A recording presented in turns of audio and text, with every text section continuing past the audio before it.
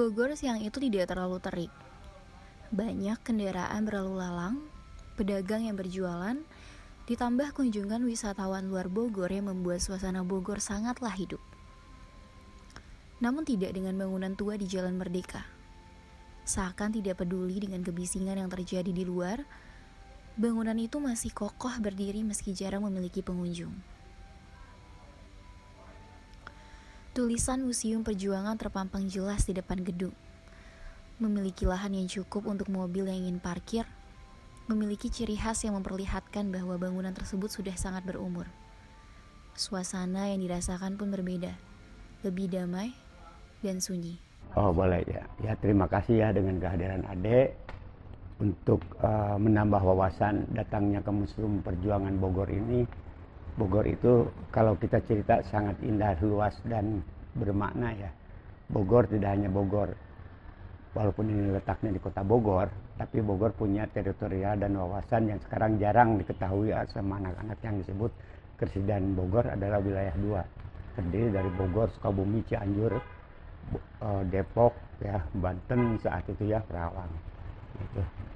Boleh kenalan dulu Bapak? Nama saya panggil aja ya supaya lebih lihat aja, Pak Ben aja lah. Pak Ben. Ya walaupun ada belakangannya ya, supaya nggak buang energi. Museum Perjuangan Bogor telah resmi dibuka sejak 10 November 1957 sebagai tanda hormat kepada pahlawan yang telah berjuang untuk Indonesia. Museum ini menyimpan benda-benda bersejarah yang terlibat langsung dalam revolusi fisik Perang Kemerdekaan Republik tahun 1945 sampai 1950. Hingga kini, Museum Perjuangan telah mengalami renovasi sebanyak 2 kali. Jadi begini ya, singkat dan kesimpulannya. Museum Perjuangan Bogor ini didirikan tahun 1957, ya 10 November bertepatan dengan Hari Pahlawan.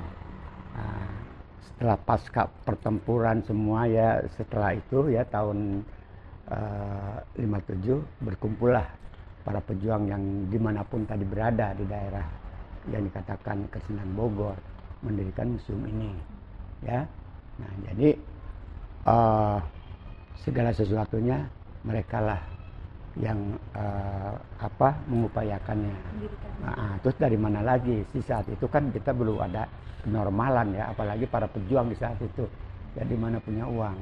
Ya, dan ini juga tanahnya bukan tanah pemerintah, tapi ada hibah yang peduli terhadap tentang sejarah, perjuangan dan juga pahlawan. Ya, jadi seperti itu. Tapi mungkin itu sudah ya itu. Jadi sebelum para pejuang mendirikan ini, itu ada suatu musyawarah kesepakatan. Jadi barang-barang yang ada di daerah manapun untuk dikumpulkan di sini, tujuannya satu tidak tercecer kemana-mana, kedua untuk dipelajari oleh generasi penerus. Nah seperti itulah ya. Di sini tidak ada replika, semua asli, sekecil apapun kancing dan ya. Baju pun yang masih berdarah-darah tidak boleh cuci karena sebagai satu sejarah. Ya. Sesungguhnya bangunan ini bagus. Benda-benda bersejarah tersimpan rapih di dalam lemari. Namun, dana yang kurang menjadi alasan utama mengapa bangunan ini tampak lusuh. Mengejutkan ketika mendengar bahwa Museum Perjuangan merupakan museum yang berdiri tanpa campur tangan pemerintah. Bangunan Museum Perjuangan merupakan bangunan bekas zaman penjajahan yang dihibahkan menjadi sebuah museum, lalu didirikan oleh yayasan dan dikelola oleh para relawan.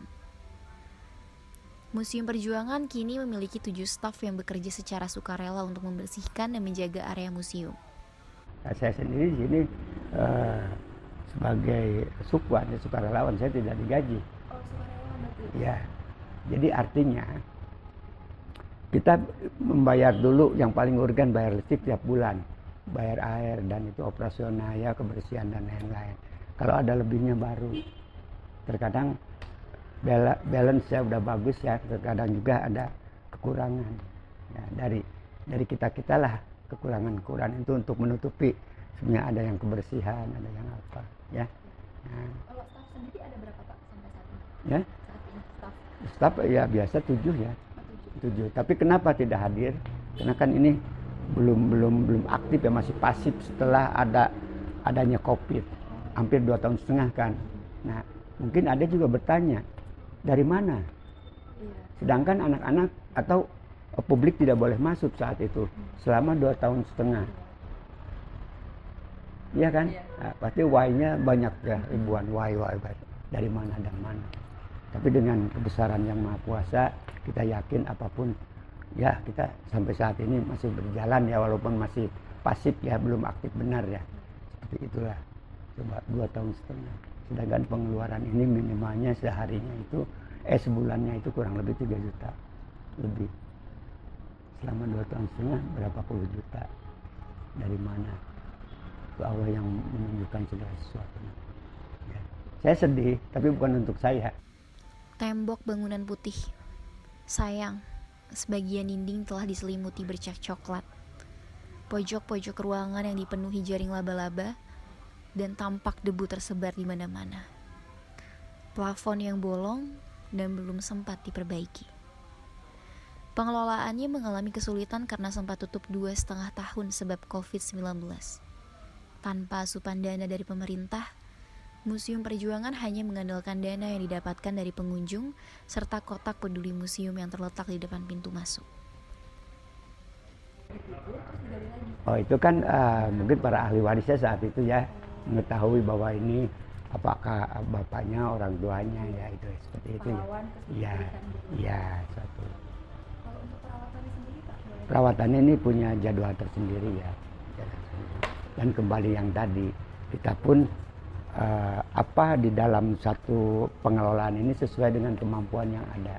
Karena tidak ada bantuan dari mana-mana. Jadi apapun yang kita perlukan itu adalah dari kita untuk kita aja. Seperti dari Ade tadi ya, ada itu untuk itu lampu, mengganti lampu yang mati. Terus ada juga ada kerusakan apa untuk renov. Ya, makanya kami di samping itu menyediakan peduli museum. Habis dari mana lagi, kita tidak meminta-minta kemana-mana. Ya, tadi kita kumpulkan sini sebanyak apapun, nanti kita step by step ya. Ini apa dulu yang paling urgen, gitu ya. Ya. Jadi begini, saya berpuisi ya, tapi memang isinya memang dari intisari suara pejuang. Pejuang sejati mengatakan, keringatku, darahku, matiku untuk merdeka. Dengan ridho Yang Maha Kuasa, biarkan aku pahit dan getir, asal anak-anak cucuku tidak sepertiku. Itu pejuang sejati mengatakan seperti itu. Museum Perjuangan Bogor ini memang bukan museum yang memiliki banyak peminat. Namun, museum ini tetap menjadi salah satu saksi perjuangan para pahlawan untuk Indonesia. Pak Bin hanya berpesan untuk jangan lupakan sejarah. Keringatku, darahku, matiku untuk merdeka. Biarkan aku pahit dan dekil, asal anak-anak cucuku tidak sepertiku.